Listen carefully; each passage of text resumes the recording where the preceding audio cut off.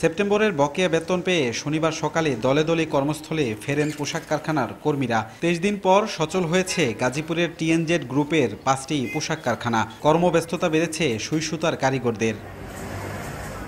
বৃহস্পতিবার মোবাইল ব্যাংকিংয়ের মাধ্যমে 1 মাসের বেতন পরিশোধ করে কারখানা খোলার নোটিশ দেয় কর্তৃপক্ষ। পরে স্বতঃস্ফূর্তভাবে কাজ শুরু করেন তারা। আজকে ভালো লাগছে যে লাইন টাইম দিচ্ছে, আমরা কাজ করতেছি, কোম্পানি কাজ দিচ্ছে, কাজকর্ম বেতন দিচ্ছে, বেতন পাইছি। আমাদের যখন দেওয়ালে পিঠ থেকে গেছিল তখন আমরা রাস্তায় গেছিলাম, ঠিক আছে। তো আমাদের বেতন ঠিক মতো দিলে আমরা এগুলো করবো না। রবিবারে বেতন দেওয়ার কথা ছিল, আমরা 2 দিন আগেই বেতনটা পাচ্ছি, ঠিক আছে। আমাদের বেতনটা পেয়ে আমরা খুশি।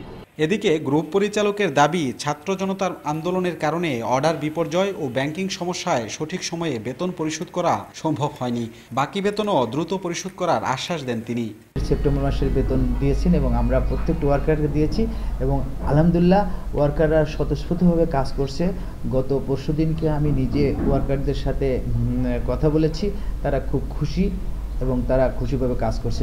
অর্ধেক পাউডারে দ্বিগুণ উজ্জ্বলতা, নতুন রিন অ্যাডভান্সড অর্ধেক পাউডারে দ্বিগুণ উজ্জ্বলতা। এর আগে বকেয়া বেতনের দাবিতে টানা 3 দিন ঢাকা ময়মনসিংহ মহাসড়কে বিক্ষোভ করেন এই গ্রুপের 5,500 শ্রমিক। পরে শ্রম ও কর্মসংস্থান মন্ত্রণালয়ের মধ্যস্থতায় আন্দোলন থেকে সরে দাঁড়ান পোশাক শ্রমিকরা। রাজিবুল হাসান, সময় সংবাদ, গাজীপুর।